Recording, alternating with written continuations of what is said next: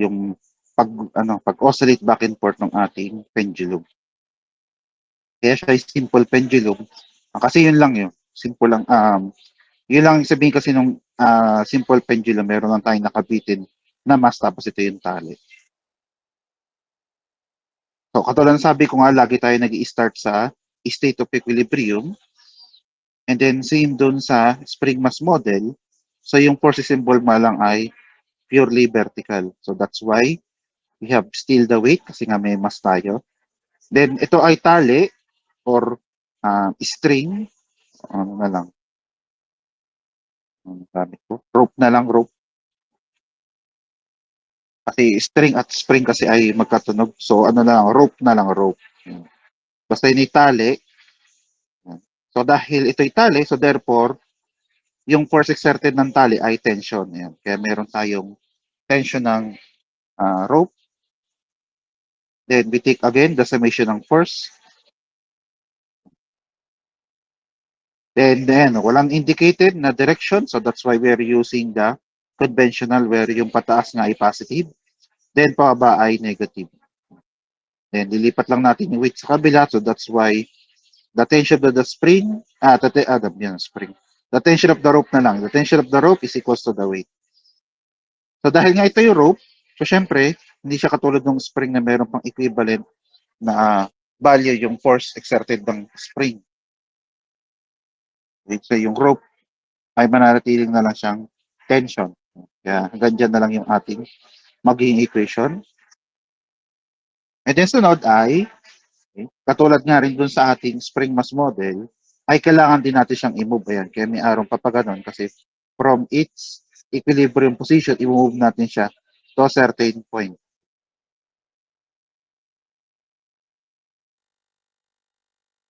So, ang mangyayari, pag minove mo to certain point dito, ay dito natin siya kukunan ng FBD ngayon. So, ito yung FBD niya. So, medyo cramp. Pinili ko kasi siktik lang. So, ito yung FBD natin. Na kung saan, katulad din dun niya sa spring mass model, we still using summation ng force equals to mass times acceleration. Pero pagdating nga dito sa bago niyang position na ito, hindi na y, hindi rin x. Kasi yung magiging motion kasi ng ating pendulum is an arc, hindi straight line. At kapag meron tayong motion na in arc, ay meron nga tayong tinatawag na curvilinear motion. At kapag tayo may curvilinear motion, yung ating axis ngayon ay magbabago. So, hindi na siya pwedeng exact y kasi nga curvilinear na yung motion natin. That's why now we're using two new axes which is called T for tangent and N for normal. So, magiging normal at tangential axis na yung ating gagamitin. Hindi na pwedeng exact y kasi nga siya ay curvilinear motion. Ang applicable ngayon sa kanya ay tangential and normal na acceleration. Sa axis. That's why now, yung summation ng force nga natin would be now in terms ng tangential axis. Then, yung acceleration din natin is also in terms ng tangential axis. So, bakit hindi yung normal ang axis ang ginamit? Ang dahilan lang kasi nun ay, ito kasi tayo sa tangential axis, makakakuha ng ating differential equation ito, nasa dulong ito. Differential equation na yun. Dito kasi natin sa tangential axis kukunin. Okay? So, yun lang talagang dahilan niya. May makukuha naman tayong equation sa normal, kaso ang kailangan nga natin ay itong differential equation na yun. That's why we're using now tangential axis. Okay naman ang connection ko. Hindi naman ako putol-putol. Okay naman po, sir. Okay naman. Thank you. And then next ay, yun nga, FBD. So yung weight natin ay palagi naman siyang pababa. So kahit nandito siya sa pwesto mo, pababa pa rin yan. Then yung tension ngayon ng ating rope ay, kung napansin nyo, naka-angle ngayon siya katulad nito. Sinusundan niya ngayong angle ngayon.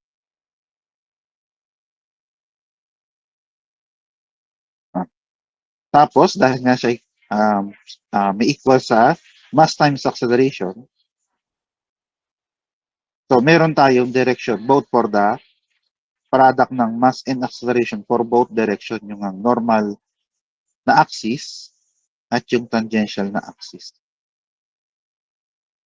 So, yung normal, kaya laging papunta doon.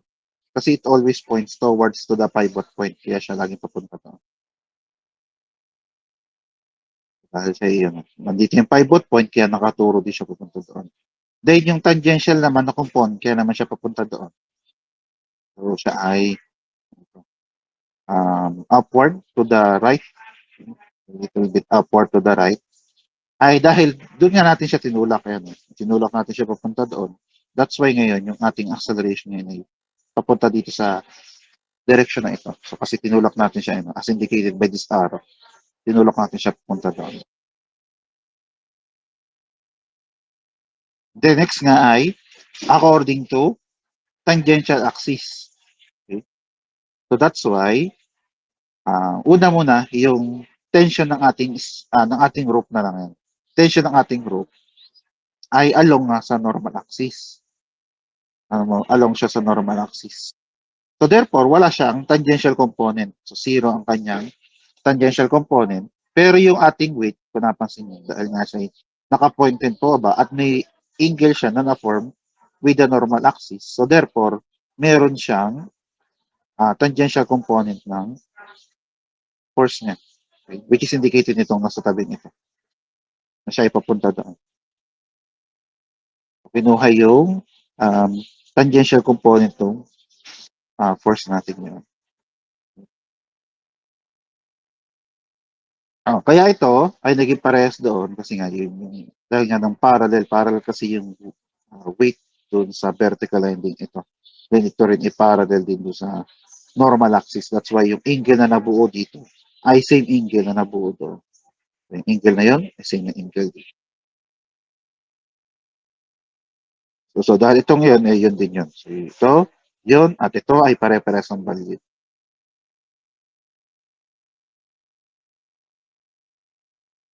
And then next nga ay, yan, kung napansin nyo, wala rin tayong inilagay na direction. So therefore, we're using yung conventional na direction na yung pakanan nga ay positive and to the left ay negative.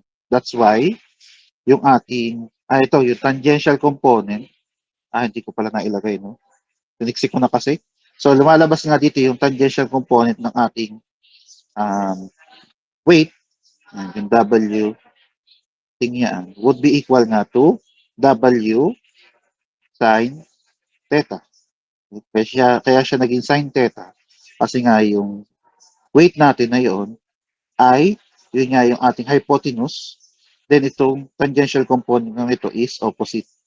Kapag meron tayong hypotenuse and opposite, so using SOHCAHTOA, SOHCAHTOA,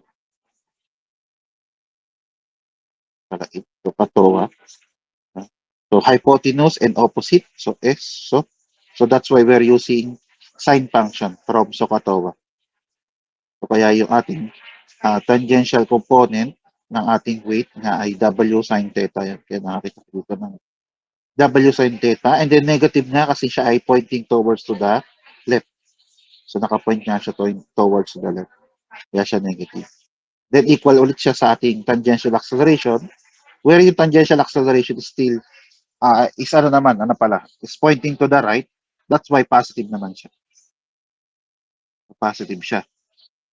Then next nga ay yung ating weight nga equals the product ng mass and acceleration due to gravity. Then itong tangential na acceleration ng ito is tangential nga doon sa line. At kung siya tangential doon sa curve na to, okay, isabihin ko kanina sa line ay dito sa curve na yun. Kung siya tangential nga doon sa curve na yun, ay mayroon siyang kaugnayan doon sa pag-ikot nito. True, ito, yung tangential component at tangential ng acceleration is equals to L times alpha. At kaya siya nagaganito kasi meron nga tayong conversion from linear na component ng motion to the angular. Na ito nga yung SBNA sa mga rectilinear or yun nga, tamang term, rectilinear na motion, yung straight line na motion. At kapag curvilinear motion, ang meron naman tayo ay ito, yung equivalent niya. So ito yung angular displacement, angular velocity, at angular acceleration. So SBNA din ito, naka-Greek letter lang. So delta is for displacement, omega is for velocity, and alpha is for acceleration. Okay pa ba? Naintindihan ba yung sinasabi kong ito? Yes po. Sige, thank you. Yun. So, tandaan nyo nga, yung pinag-usapan kasi natin nung una ay puro straight line. Yung ang ating spring mass model is moving in a straight line. That's why we're using yung rectilinear din na component ng motion, which is SBNA. Ito nga, kita nyo nga, ay curve nga yung motion niya. So therefore, curvilinear motion to. At kapag may curvilinear motion, meron siya equivalent na SBNA, na distance velocity acceleration, which is in the form of Greek letter. May theta, omega, at alpha. Na itong A na to, edi yung tangential, linear kasi siya, straight line. Tangential kasi yan. Kaya straight line or rectilinear, kaya dito yan papasok sa A. Then equal to R, ang R ay yung radius. So yung radius ng curve na to ay equal sa length ng ating tali. Yan, kaya may L dito. And then syempre yung alpha nga ay angular acceleration ng ating mass na yun. Kaya from tangential component ng acceleration, it would now become L times alpha. Again, yung L is yung radius natin or yung length ng ating group. Kaya napalitan siya dito ng L times alpha. Again, hindi ko na na-indicate yung direction niya, pero siya naman ito the right. So, kaya yan ay positive. So, kaya ito lang part na to ang may minus or yung negative. And then next ay, cancel natin yung common doon sa dalawang side ng equation, which is yung mass. Kasi may mass dito at may mass din dito.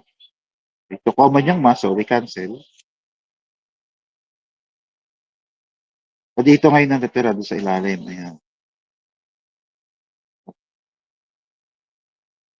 And then next ay, kapag kasi hindi natin sinimplify yung ating equation, ay magiging komplikado yung ating pagsosolve ng ating differential equation. Okay? May sosolve kasi tayong differential equation. Or itong part na to, itong sign. Kapag hinayaan lang kasi natin itong sign na ito ay sign, ay magiging komplikado nga yung ating differential equation. So in order to simplify yung ating computation, ito yung in-introduce natin. Yan.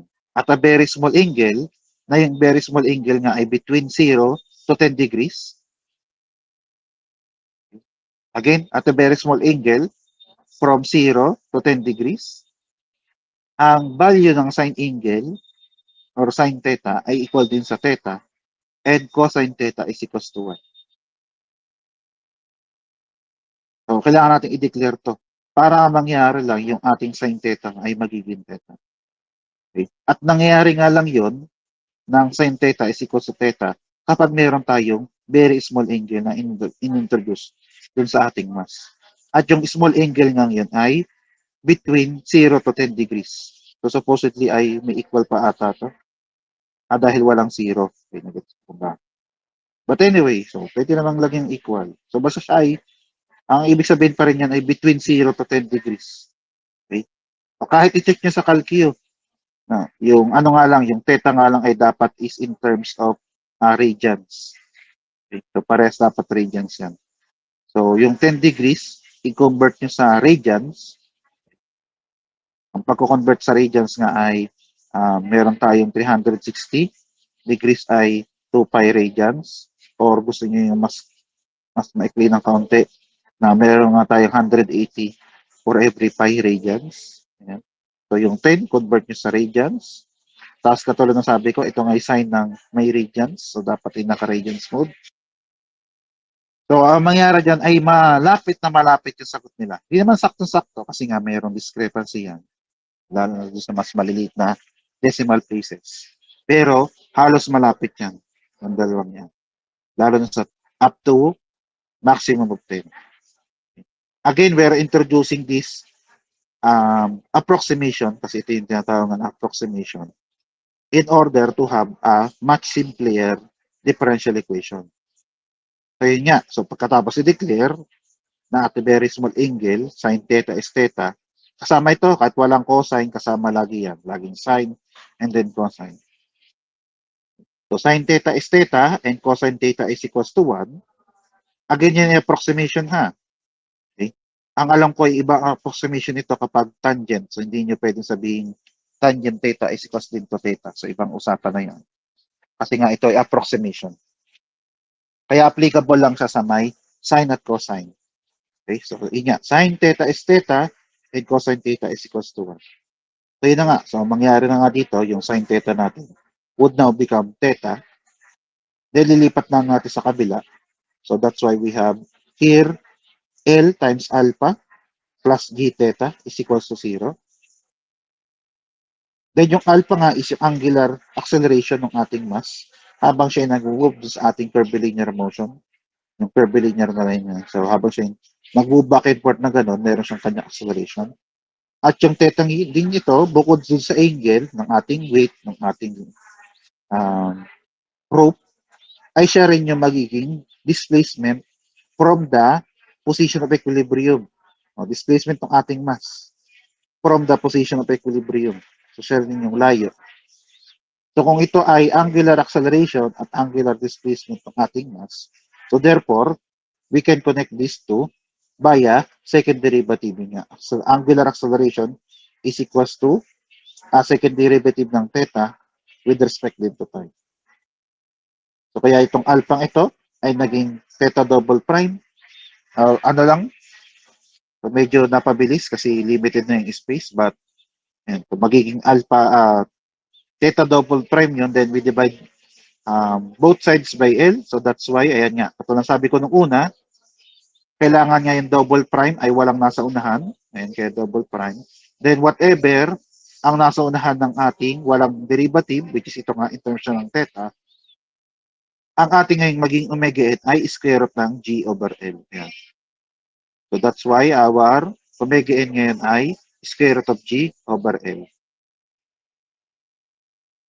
At dahil nasa form pa rin siya nung theta, double prime, at nung theta, ibig sabihin nun, yung ating equation pa rin ay, or yung ating general solution, would still equal to C sub 1 sin omega NT plus C sub 2 cosine omega NT. Yan pa rin yan. Kasi yung ating differential equation still consists ng second derivative na walang kahit anong sa unahan, tapos ito ay walang derivative, tapos ito nga in square root natin.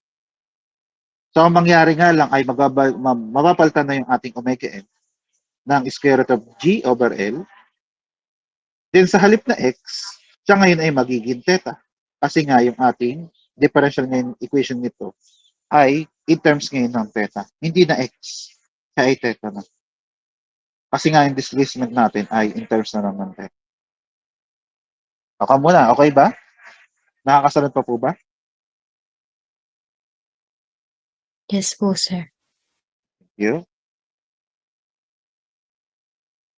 Yan. Kaya in terms nga na, instead of in terms of x, ang ating C sub 1 sin omega nt at C sub 2 sin omega nt would now become equal to theta. At yan ngayon yung magiging position or displacement natin. Pero hindi nga lang siya basta position or displacement, magiging angular displacement na siya. Okay? Or angular distance. Angular na siya. Kaya nga siya naging angular kasi nga meron tayong curvilinear motion. So yun lang. And then next, ang derivative ng angular displacement nga ay omega, which is the angular velocity. Kaya yan, prime. Pero kung napansin niyo, yung kabilang side ay parang sa parehas pa rin. Nagpalit lang dito. Then next ay, ang next derivative nga ay angular acceleration. So ito pa rin yung ating equation. So kung tayo mag-iiba na nito, kumpara doon sa una, ay syempre, ito ay puro angular. So therefore, yung lahat ng sagot nito ay in terms of angle, which is radians, hindi degree. Ang magiging sagot natin dito ay in terms of radians. Siya yung mga angular displacement, angular velocity, angular acceleration. So, sabihin kapag distance, ang unit nito ay in terms ng radians, in terms nga ng radians, ang unit na yan, then this is in radians per second kasi nga angular velocity. Then for acceleration ay radians per second squared. So, kaya nga nagkaganyan kasi pare-pare silang angular na. Hindi na siya straight line. And in order to convert this into linear values, so gagamitin ulit natin itong conversion na ito. I-multiply lang natin siya doon sa radius. Okay? Or yung layo nung pinag-uusapan nating mass doon sa hypopoint. Which is dito nga ay L, in terms siya ng L. So lahat ng ito, i-multiply pa natin ng L para makuha yung mga equivalent na linear. Linear na component ng motion. So yun nga ulit. So kung napansin nyo, may bago tayong equation ng omega n para sa simple pendulum, which is nga equal siya to square root of G over L. Pero, the rest ng component ng sine function ay parehas pa rin yan. Period is still 2 pi over omega n. Tapos yung natural frequency is still reciprocal ng ating period. So, di ko na nga lang naisama ang amplitude, pati yung phase angle. Pero same equation pa rin siya. Which is sila ay both in terms ng C sub 1 and C sub 2. Okay? Okay, kaya baka pala muna may tanong bago ako magdire-diretso.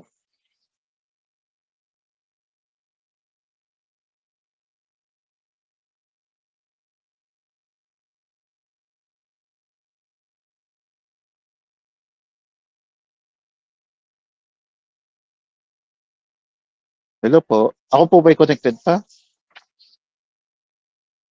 Rinig po, Yes po. sir. Wala pa naman po ang tanong. Thank you. So, kung walang tanong, edi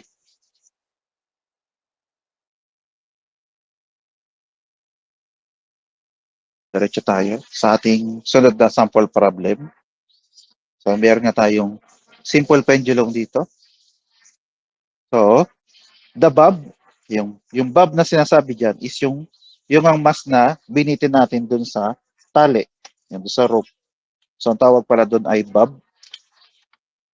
So, the bob of the simple pendulum of length L equals to 0.8 meters. So, yung length nga ito ay 0.8 meters is released from rest when angle, yung angle niyan is equals to positive 5 degrees with the velocity of, ayan yan. So, napansin niyo yung velocity natin nga ay in terms ng angular velocity, tapos may direction pa counterclockwise. Then, assuming simple harmonic motion, determine the numerical value of the amplitude in degrees, amplitude in degrees, okay? And phase angle in radians, okay? And then the magnitude of the maximum velocity and acceleration of the bob in meter per second and meter per second squared, respectively.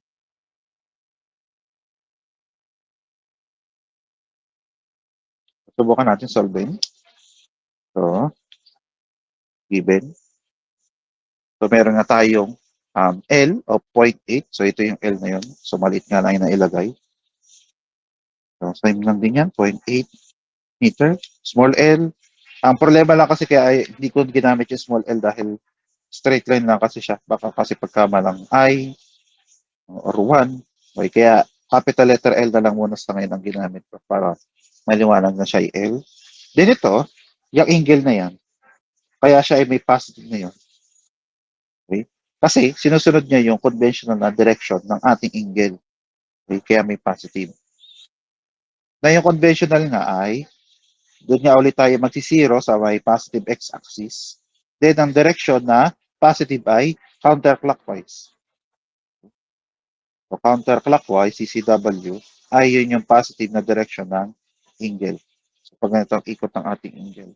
So that's why, ibig sabihin lang nito ay counterclockwise direction. So, nilagay ko lang yan, ayan, para di ma-distinguish din siya dito sa counterclockwise din direction ito.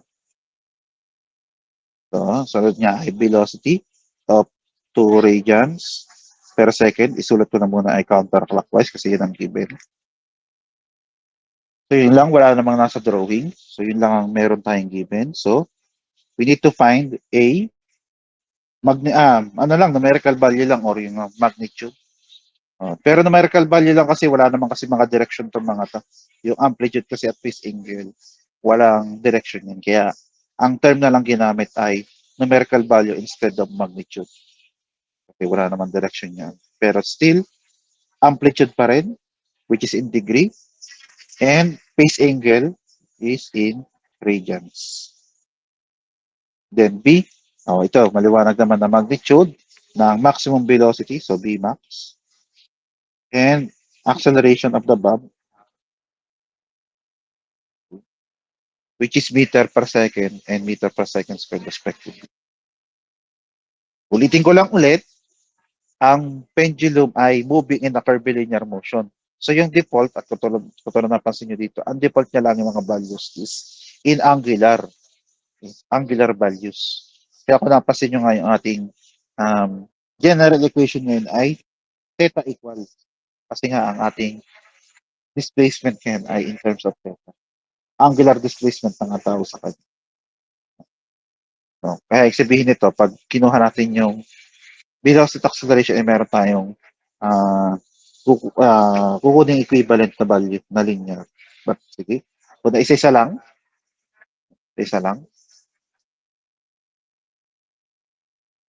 no? Hindi, walang period, walang period na sinabi.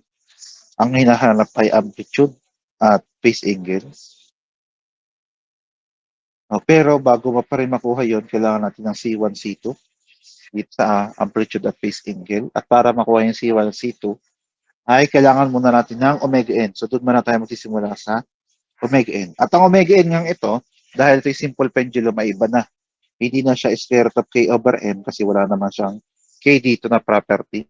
Okay? Siya nga ay length ng proof. So therefore, siya nga equal to square root ng g over l. Ngayon, dahil ngayon ang ating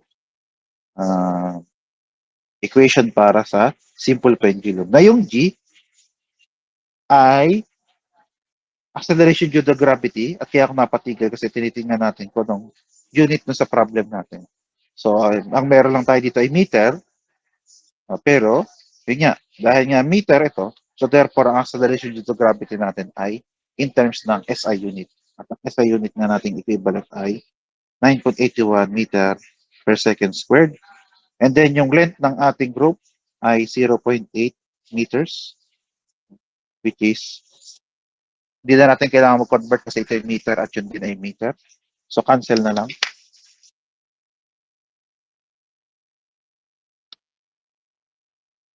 Okay naman ang dating ko ha. Hindi naman ako putol-putol.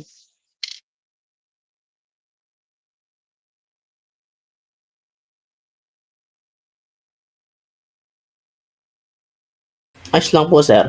Dinig naman po. Sige. Okay.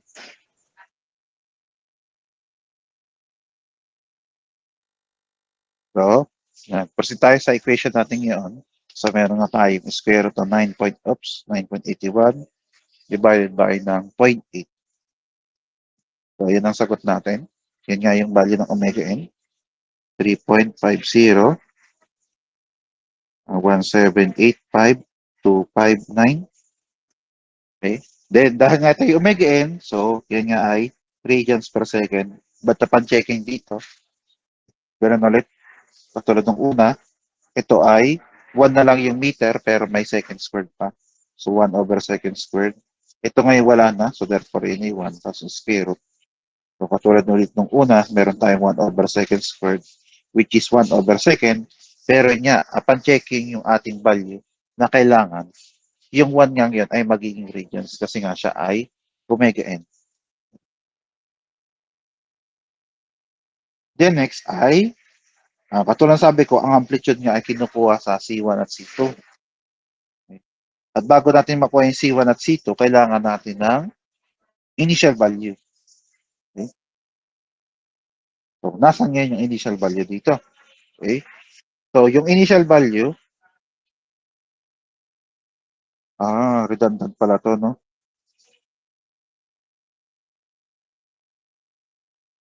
Dahil nung release from rest tapos ano, so edit ko pala to.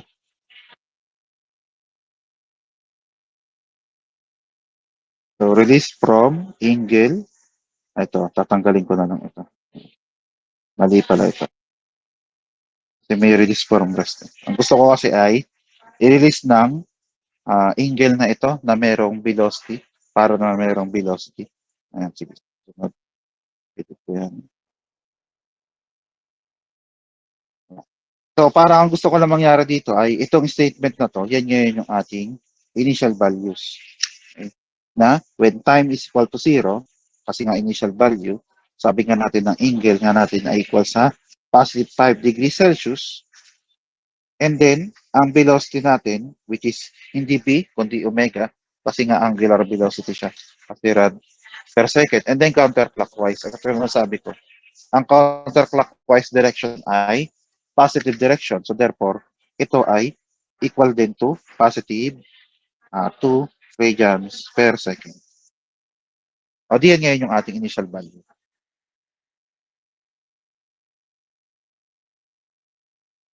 Okay naman, kung ano nangyari, naintindihan mo, edit ko na lang na siguro nakakalito nga. No? Dapat kasi ay angle na may velocity. Okay kaya? Sinabi kong yon. Okay po. Okay naman po. Okay, thank you. Ayan. So ito ngayon yung ating initial value. Pero bago tayo magdiretso dito, meron tayong kailangan isa pang gawin. Itong 5 degrees na ito. Kasi nga, yung theta natin, katulad sabi ko kanina, dapat nga ay in terms of radians. Yung omega, walang problema. Naka-radians na kasi siya. So tama yung unit natin for omega. So dito, for consistency, at para mamaya hindi na tayo magka-problema, itong 5 degrees na to, ay convert na natin into radians. So bago natin substitute dun sa general solution natin. So gagawin, yun nga, yung sinabi ko kanina na conversion. So again, nilalagay ko lang yung positive. Okay? Para nga masabing siya i-counterclockwise, but again, direction nga lang. Then 5 degrees. Then meron ka tayong 180 degrees for every pi radians. Ayan. Tapos convert lang natin siya. Ito, isip ko dito. Kasi ito ay 5 divided by 180 times pi para maging radians. So ito siya. Ayan, mamaya ang ating gagamitin. Okay, so ito nga ay in terms of radians. Okay? At kaya nga natin ginamit, kinonvert into radians kasi nga, yun yung gagamitin natin dito sa equation natin na theta is equal to c sub 1 sine omega nt plus c sub 2 cosine omega nt. Na yung, katulad nga ng una, dahil lang tayo may 0, so kahit later na natin i-substitute, kahit isama na lang natin itong theta, so kahit later na lang natin i-substitute, okay? Substitute muna natin yung time na 0. So, theta pa din yan, then c sub 1 is equals to sine ng omega n times 0 plus c sub 2 cosine ng omega n times 0. Then same as before, okay? So ang cosine ng 0 nga ay equal sa 1. Ano lang. And then sine ng 0 ay equals to 0. So therefore, yung theta is equals to c sub 2 or yung c sub 2 nga is equals to theta. Ang value nga ng theta ay yun. Ang value nga ng theta ay 0.087266462. Then radians. So wala pang problema. Pero, yung ating ang velocity ngayon ay in terms ng angular velocity. So siya ngayon ay omega is equals to omega n c sub 1 cosine omega nt minus omega n c sub 2 sine omega nt. Then we substitute nga yung 0. So pwede pa lang substitute na sana yung doon 0. But anyway, oops, sorry. Omega equals to omega n. Again, kahit mamaya na nga natin substitute, ang dahilan nga kasi ay may mga zero tayo. So, unahin muna nating asikasuhin yung zero. Dahil meron tayo ditong cosine ulit ng omega n times 0. With minus omega n c sub 2 sine ng omega n times 0. Same as before, ang sine ng 0 ay 0 at cosine 0 is equals nga to 1. So therefore, itong sine nga ito ay equal na nga to 0. So therefore, ayan, ang matitira na nga ay yung ating angular velocity which is equals nga to omega n times c sub 1. At dahil kailangan nga natin ng c sub 1, so therefore, c sub 1 is equals to omega over omega n. Tama lang.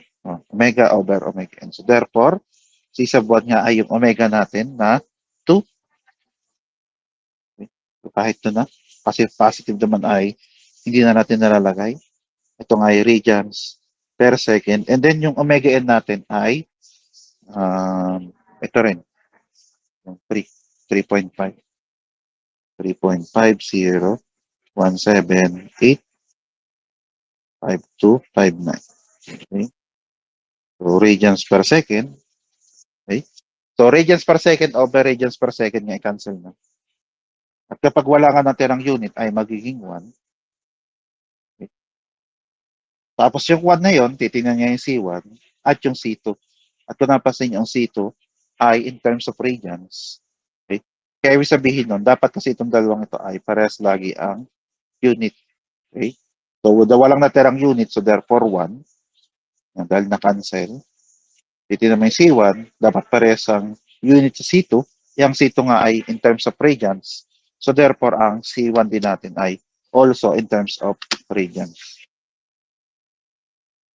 Ito ay sa B. So 2 by ng B. Paldo ko nalagay. Ayan. C sub 1.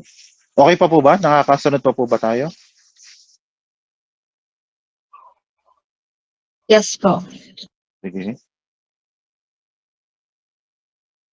Ito nga ay, katulad sabi ko, cancel na nga katulad nung, ayun, yung cancel ngayon, magiging equals na nga sa 1. Okay.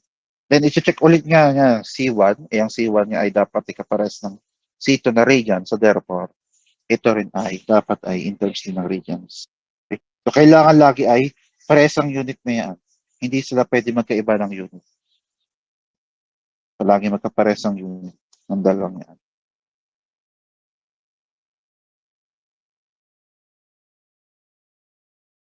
So, yun nga. Yung C1, ito palang C1, ito yung C2. Okay, so, dahil na-compute na natin both yung C1 at C2, ang sunod na lagi gagawin ay isasubstitute pabalik doon sa ating general solution. So, kopyahin ng kompleto. Kahit wala na ng unit. Kasi nga sinubstitute naman siya.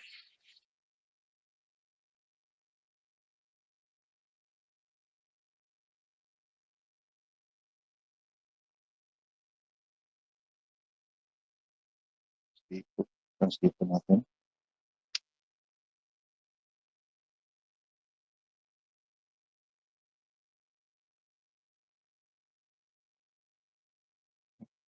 At tapos wag lang kalilimutan dahil nga wala nakalagay na unit.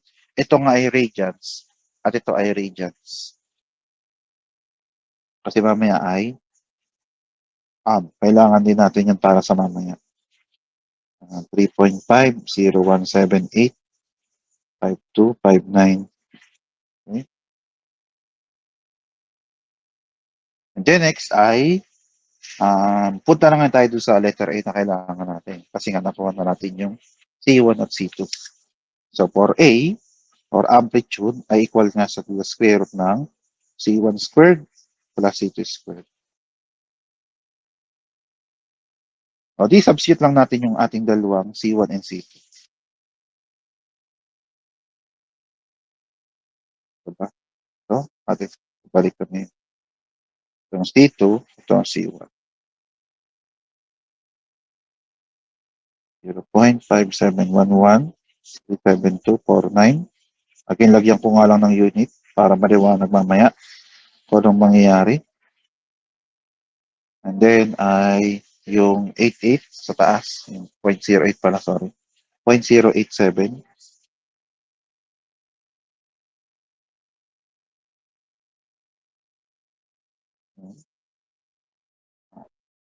Kung napansin nyo naman, since parehas nga ang unit nito ay radian, so therefore, ang amplitude din natin is also in terms also in radians. In terms din ng radians. Ito, at ito, mali pala. Yan. So ito yung sagot natin. Ayan. Tandaan nyo yan ay in terms of radians. Ay, mali. 0.577 radians. Okay?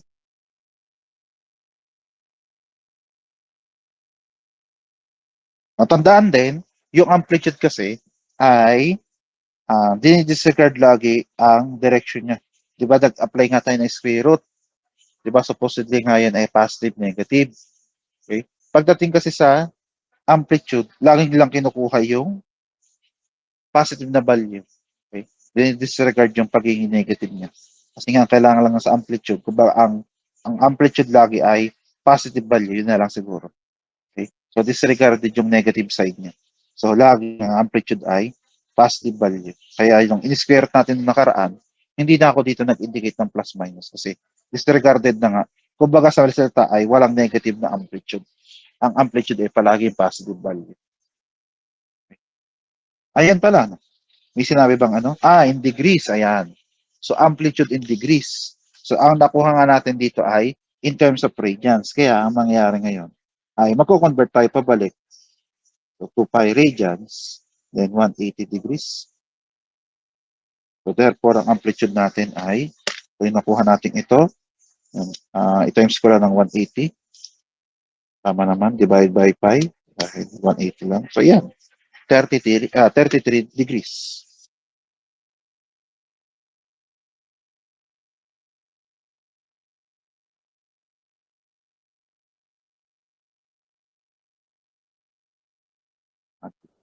Okay? Ang ibig sabihin lang nito, so, doong 5 degrees, tinulak na natin pag ganun, counterclockwise pa, no? So, pag ganun, so, 5 degrees, tinulak pa natin siya pag ganun, kasi counterclockwise, pag ganun ang tulak. So, ang nangyari ngayon, yung pinakamalayo na naabot ng ating mass, ay sorry. So, nangyari nga, di ba na, i-move natin ng 5 degrees, tapos itinulak natin pa ganun, kasi ngayon yung direction na to. So, ang nangyari ngayon, yung pinakamalayo na kayang marating ng ating mass, according nga dito ay 33 degrees in terms of angle dito. Yung pinakamalayo. Tapos pag na-reach na yun, ibabalik na siya dito. Tapos magkakaroon ulit siya ng angle ng 33 degrees. Okay? So palayin ka nun kasi wala namang heat walang heat. Walang energy na naman na nawala dyan. Okay? Kaya para-pares siyang tuloy-tuloy lang yung kanyang pag-angle ng 30 degrees again from the position of equilibrium. At ang position nga ng equilibrium natin is when our rope is in vertical. Kaya doon lalo siya naka-reference. Okay. So, 30 degrees. So, kaya ko lang ginawa rin ito para makita yung conversion at para maintindihan kung anong sabihin ng amplitude natin. Okay. Kaya siya yung pinakamalayo nga. Kaya nga siya ang maximum displacement. And then next nga ay phase angle. So, phase angle nga. Ang phase angle nga natin ay arc tangent ng C2 over C1. Nang C2 nga ay yung katabi ng cosine. Tama. At ang C1 ay yung katabi ng sine. So, kaya tama ito. Hindi natin kailangan pagpalitin. Tama yung pwesto nila. C2 ay katabi ng cosine at ang sine ay katabi ng sine. Kaya tama ito. I-apply na lang natin. At tandaan lang, okay, dahil ito ay radians over radians din. So therefore, ang sagot nga nito ay radians din. So therefore, dapat ang ating trigonometric function ulit ay naka-in terms ng radians. Total din nga pala, no? Total ang hinahanap din nga pala ay in radians din yung angle. So, arc tangent ng C2, 0.087264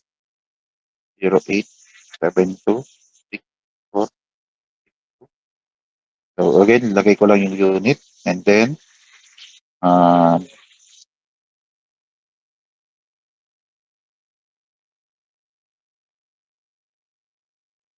at yung C1 na ito, yung 0.57.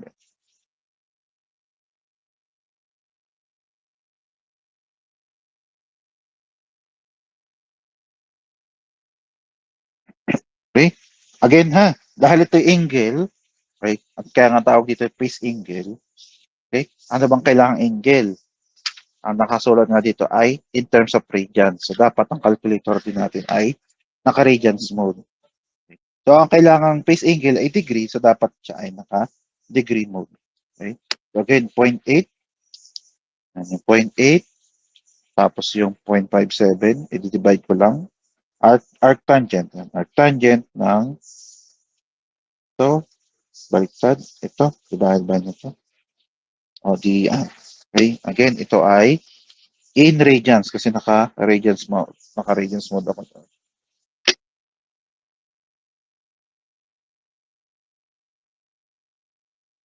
Ibig salita, hindi nyo na kailangan i-convert to into degree. Okay? Kasi cancel naman, no? Okay? Pares kasi silang radians. Okay?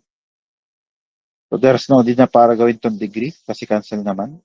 Ang may unit nga lang dyan ay yung angle ko sa loob na nakabasing ako nung kailangan. So dahil ang kailangan ay in terms of radians, so dapat nga naka-radians mode tayo. So ito yung sagot natin kapag in radians mode.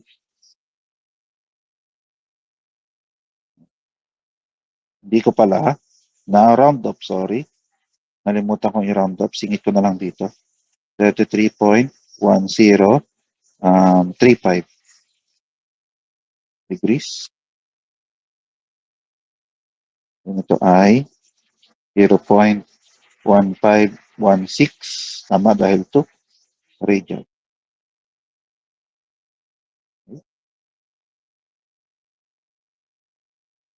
Okay kaya? Okay po kaya ang explanation ko? Baka may tanong bago ako madiretso sa letter B.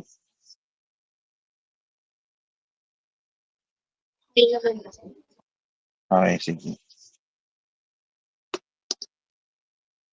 Then next ay yung maximum. Okay? Yung maximum, kahit hindi ko na pinakita sa inyo, ay same pa rin yung equation na yan. Okay? Na yung maximum na Bmax nga natin ay equal pa rin sa omega n times amplitude, which is meron nga tayo ditong omega n at meron nga tayo ditong dalawa pang ang klaseng amplitude, isang naka-radians at isang naka-degree. Wala pa nga. Pero dahil ito kasi ay yung palang mali ko, hindi siya Bmax ngayon, okay? Siya ngayon ay omega max. Yung equation ngayon ito ay equal ngayon sa omega max. At yung dating A max ay magiging alpha na siya. Ang dahilan nga kasi nun, dahil nga ang motion natin is a curvilinear motion. At nakita nyo na rin din ang effect dun sa ating general solution. Yung dating X ay naging theta. Tapos yung dating V ay naging omega. So, ganun din na nangyari din sa ating mga maximum value. So, from S, B, A, and A, magiging theta, omega rin siya at alpha. So, hindi mapapalitan ito. Ito yung mapapalitan itong kabilang side na ito. So, simulan natin doon sa una, omega max. Sabi nga natin siya omega n. So, ito, 3.5.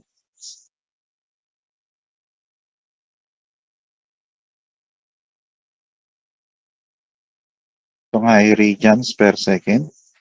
Okay? Ngayon, pagdating sa amplitude, ay hindi yung degree ang gagamitin natin. Itong radians na volume, ito ang gagamitin natin. Ang dahilan kasi niyan, kasi i-convert natin maya-maya yung radians into meter per second at yung meter per second squared. Diba? Kaya dapat ang amplitude natin is also in terms din ng radians. O di kaya ang ating amplitude ay yung 0.577 sa pang 7, 6.5, 6.9 in terms nga ng radians. Hindi degree, in terms nga ng radians. Para radians times radians ay radians pa rin. Kaya ang maximum na angular velocity natin ay ito. Ito. At ito. Ito. At ito. So yan. Sagot ay 2.02.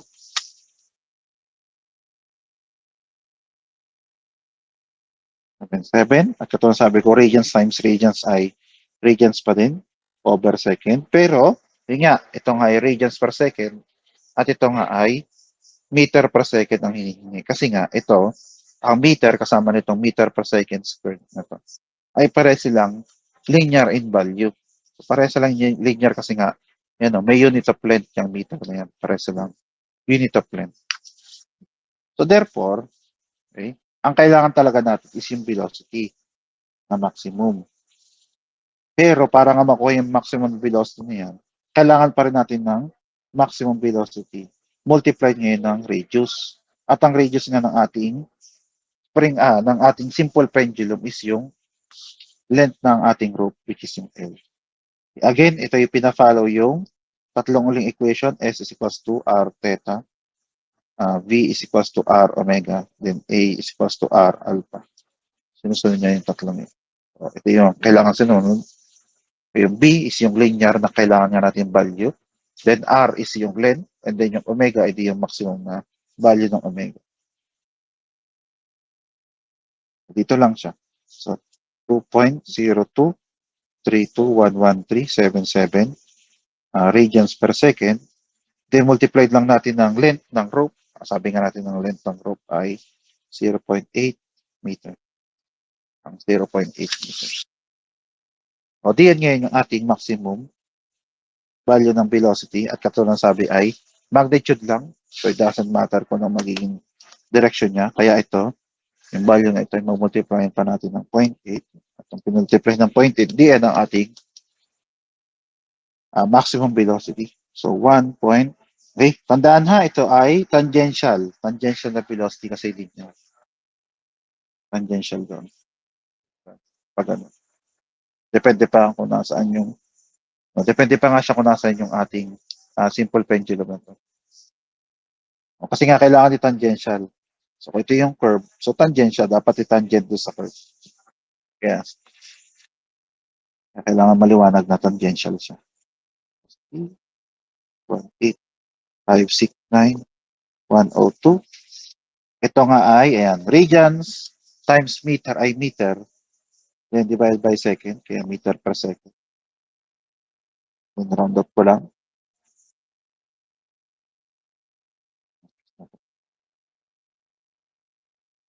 Per second. O kung ayaw nyo naman ng ganito, at gusto nyo dire-diretso okay, pwede naman as long as maliwanag siya. So na-indicate kasi na natin dito yung alpha. Pwede sabihin na lang natin yung maximum na acceleration na ay equal sa L, capital letter L, multiplied by alpha na maximum. Therefore, ang maximum acceleration ay equal sa L times nung alpha na max, which is omega n squared times A. Then we substitute. Hindi natin kasi dito, kaya dito na sa ilalim na laki. 0.8 nga yung length ng ating rope. Then omega n na naka-squared ay yung 3.5.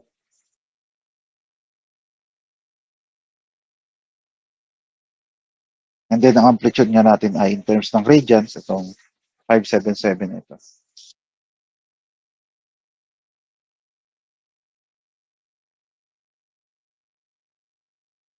Okay. Ang maximum natin ay, again, radians times radians ay radians ulit. Di pala no, radians squared pa pala to. Radians squared ay radians. Multiply ulit na ng radians ay radians pa rin. Tapos multiply natin ng meter ay meter na siya. Then, second squared. Kaya siya ay magiging meter per second squared. Ang gagawin ko lang dito ay squared ang tama. Squared lang natin yun. So, yun ang sagot niya ngayon. Again, disregarded niya ang direction kasi magnitude lang naman ang hinihingi.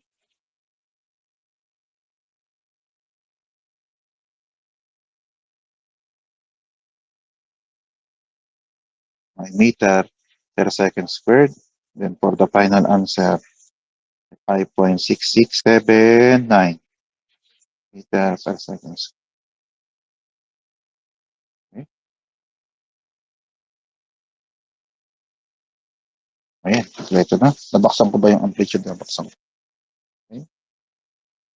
Ayan.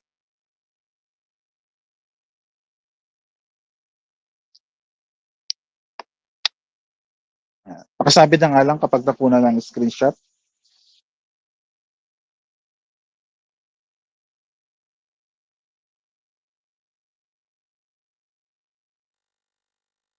Okay na po. Okay na. Sige. Thank you. Okay. O, any question mo na regarding dito?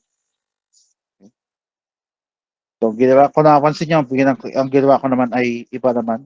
Hindi lang naging zero yung aking velocity. So, pwede nga gawin nga, establish yung equation. Then after that ay, sa kanya substitute para diretso na yung value. O, dito nga ay may dalawang way.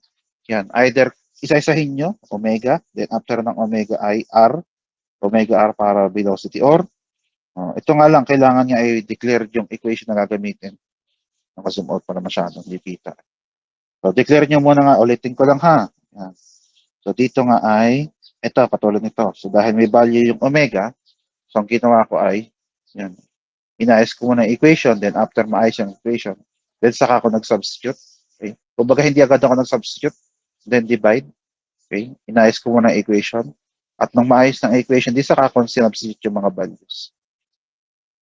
So, dito naman ay may dalawang paraan, either step by step, katulad nitong velocity. Step by step, kinuha muna natin yung omega. Okay? Then after kunin yung omega, multiply nga siya sa r or yung L, dahil yung length nga ng rope, then maximum velocity naman ang kailangan, or itong ang acceleration ay inisa-isa, pinakita yung equation ng alpha. Ito yung equation nga ng ating acceleration. Then sunod ay sinubstitute natin nga yung equation ng alpha na maximum. And then we can substitute kasi ito na yung equation na kailangan natin. Total ito rin naman kailangan natin. Okay? So pinakita ko lang dito, kaya magkaiba yung way ng pagsasolve ko nito dito para lang ipakita yung possible way kung paano ipepresent ang solution. Okay? Pwede nga lakdawan na nga yung omega max kasi nga hindi naman siya kailangan. Ang kailangan kasi ay B max at A max. So therefore, pwedeng i-skip na yung pagkuha ng omega. Katulad nito, pwede namang, dahil hindi naman kailangan ng alpha. So, nilakdawan na natin. Didiretso na natin. Diretso yung substitute sa equation.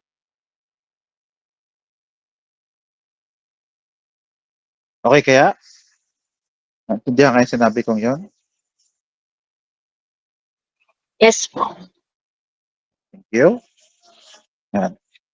Tapos ano lang, pasimulan ko lang ng saglit itong sunod, yung patatlo. Wala na kasi talaga yun. Kita nyo naman, ang equation kasi nga ng simple pendulum ay simple nga lang square root of G over L. Ang mapapalitan nga lang ay yung dating mga linear na value ng SBNA ay magiging theta, omega at alpha. So yun lang ang magiging kakaiba pagdating sa simple pendulum. Okay? So yung nga dating equation natin na yan, yung C sub 1 sin omega nt ay equal ngayon sa theta, hindi na siya equal sa x. Kaya nga siya naging theta kasi yung equation nga natin dito ay in terms of theta na. Hindi siya katulad nung spring mass model na siya ay in terms of x, diba? X double prime, so yun ay x. Kaya yung equation natin dito ay x. Ito nga ay angular, ay ano pala, curvilinear motion. Kaya yung ating component ng motion ay in terms ng angular, which is theta, omega, at alpha. Okay. Wag lang kalilimutan din yung conversion. Para conversion na nga, or yung pagkuha ng equivalent na linear values, yung para sa SBNA, from the angular component, which is theta, omega, at alpha. Okay. At kaya ko inulit yun kasi applicable din siya pagdating dito sa pre-vibration of rigid bodies. Kasi pagdating dito sa pre-vibration of rigid bodies, depende ngayon kung ano magiging setup or yung itsura ng ating system. Kumbaga ay, it's more of step-by-step na lang kung anong gagawin.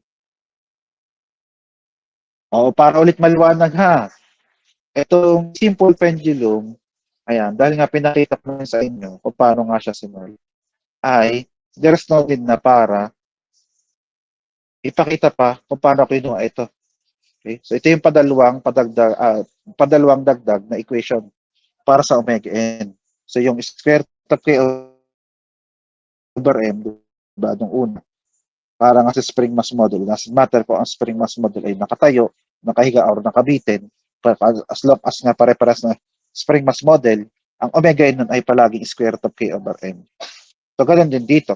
So, ito yung padalawang equation na tatandaan. Under naman to ng simple pendulum. Pag meron naman tayong simple pendulum, ang omega n naman natin ay square root of g over l naman siya. So, there's no need na para ipakita yung computation natin or itong derivation. Yan, tamang term. Hindi na kailangan ipakita yung derivation sa solution. Pero itong sumunod, itong pre-vibration ng rigid bodies. Okay. So dito kasi ay depende nga sa setup ng ating system. So kada setup ay meron tayong kanyang equation. So therefore, kung meron tayong kanyang setup, meron din kanyang paraan ng pagde-derive. Okay? Kaya ito na lang yung step by step na pinakita ko. So set 1, set the appropriate variable kasi nga meron nga tayong dalawang type ng variable. Meron tayong linear at meron tayong angular katulad na napansin nyo dito sa baba. Okay? So ito nga yung linear, yan yung x, b, and a, yun, para sa linear, at meron nga tayong angular which is theta, omega, at alpha. Tapos ang nagduduktong nga sa dalawa ay ito, yung conversion from angular to linear. Kaya ang una akong sinabi ay set the appropriate variable. Ano bang gagawin natin? Linear or angular? Yun lang yung sabihin niyan. Kaya may set ng appropriate variable. Kasi once na ma-establish natin yun, hindi alam natin gagawin. Kasi kung napansin nyo, yung right side ng equation na ito ay pare-parehas ito. Ito at ito. Napansin nyo, parehas yan. Nagbabago nga lang ay itong tabing ito, pati yung value ng omega n. Depende ko ng pinag-usapang omega n. Kaya laging una ay hanapin ko na ang appropriate variable. Then next ay, lagi naman tayo nga nagsisimula sa position of equilibrium. And after that ay, we will now establish yung differential equation. Kaya nga din doon sa pendulum ay hindi na nga natin ginamit yung omega n kasi wala naman nga doon tayong makukuha ang differential equation. Ang differential equation ay nasa tangential component ng force at ng acceleration. Kaya yun yung kinumpit natin. Hindi na tayo nag-normal na value.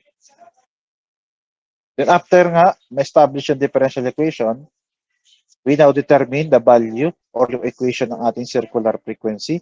And then yun, yung i-apply natin ito, okay, solving yung C1 at C2, solving yung period at frequency. Tapos pag may C1 at C2 nga ay makukuha natin yung amplitude, pati yung phase angle. Tapos pag may amplitude, makukuha natin yung maximum values ng displacement, velocity, at acceleration. Okay.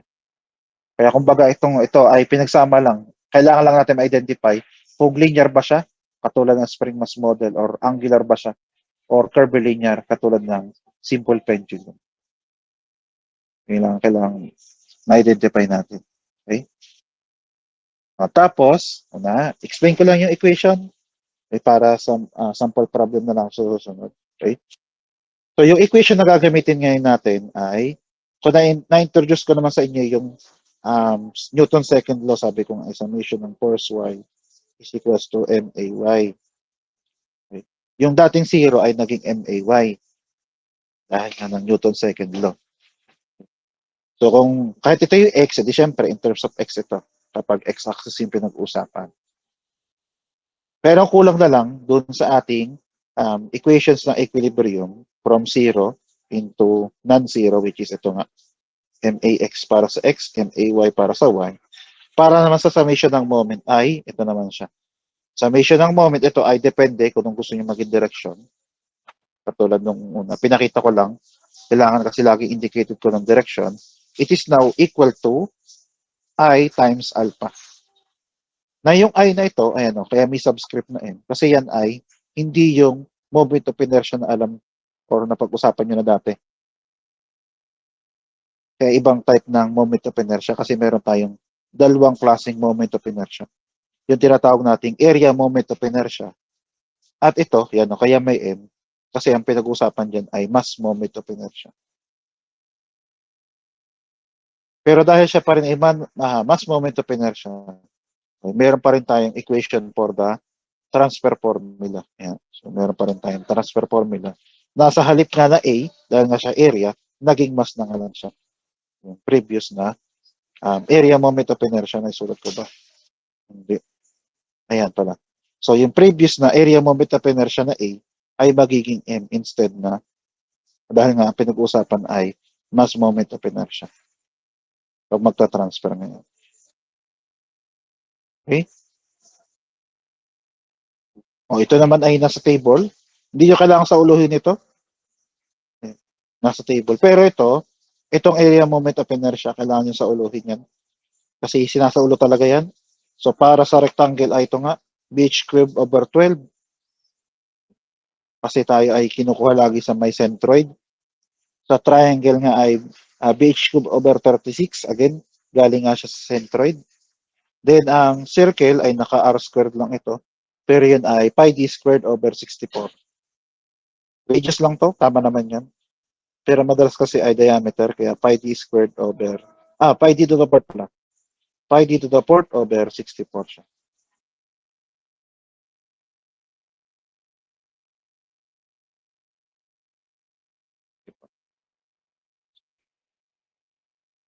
So, mas maintindihan natin to kapag sinod natin yung sunod na sample problem.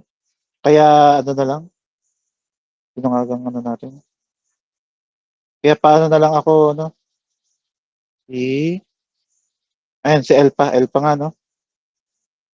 Yes po, Pa-remind na sir. lang ako, pa-remind na lang ako next time na, ano tayo,